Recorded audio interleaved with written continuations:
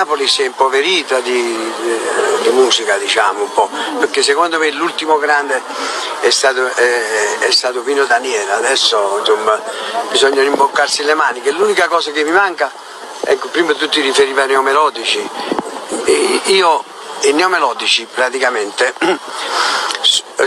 io sono nato come cantante nel 1980.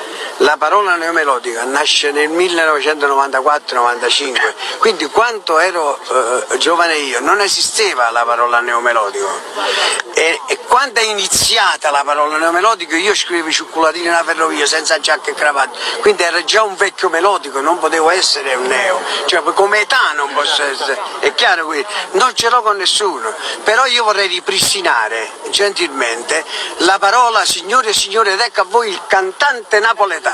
Noi siamo i figli di Sergio Bruni, siamo i figli di Carosono, non si dice più un cantante napoletano. Ditemi se è stata detta questa parola per 20 anni, non ci sta. A me quando mi presento gli voglio essere presentata, signore e signori, un bravo cantante napoletano, Nino Daci, io sono contento, che io sono un cantante napoletano. Non esiste per me la polemica, io voglio bene a tutti, quanti.